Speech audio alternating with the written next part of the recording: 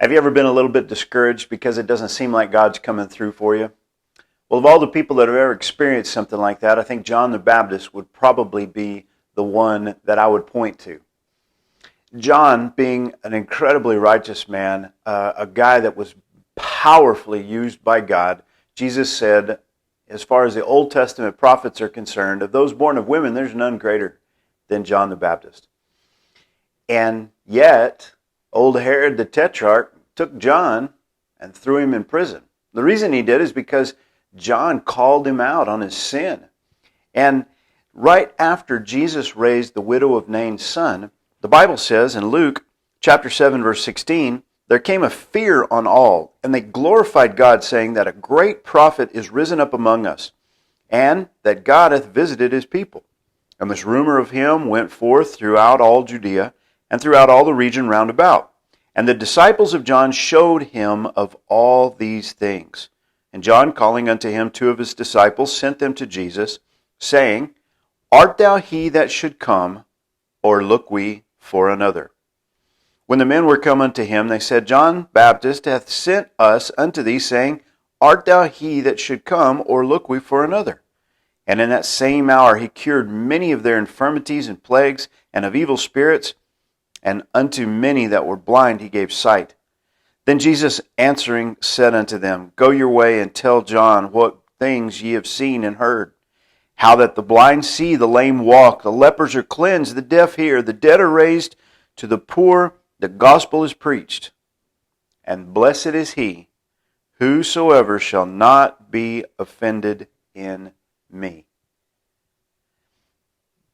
John is rotten in prison, and Jesus is performing this incredible, miraculous ministry.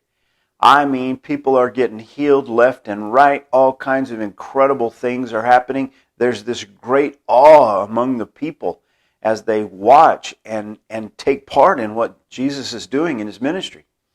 And yet here's poor old John over there in prison. The Bible says that John was a burning and shining light. And if you think about a burning and shining light, doesn't matter whether it's a torch or whether it's a flashlight that uses batteries, the brighter it shines and the longer it burns, it's going to burn out. And when it consumes all of its fuel, whatever that fuel is, it's going to go out. And that's where John was. John had performed his ministry, and now he was on the way out. It's not going to be long after this that old Herod is going to have John the Baptist's head cut off.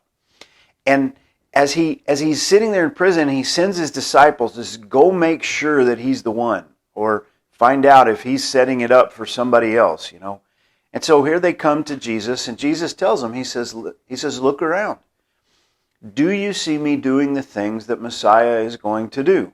And the answer, of course, is yes. And then he says, Blessed is he, whosoever shall not be offended in me. What does he mean by that? Well, he means just this. When you look around, John, and you see these things happening, and yet here you are in prison, don't be offended. I'm not coming through for you on this one, John. You're not going to get out of prison. The Father's, his plan is in place. And for John, he's on his way out. He's getting to go to be with the Father. And you've got to be able to see life in that way.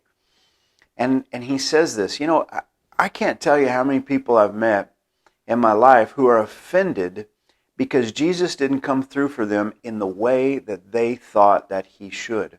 Part of being a Christian is for us to submit to Jesus' plan, for us to find what he's doing in our lives and through our lives and be a part of that, and to realize that he's not a cosmic Coke machine that gives us what we want.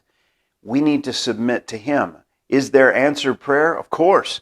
Is there this ministry that he has for us? Absolutely. But it's his plan, and it's in his timing.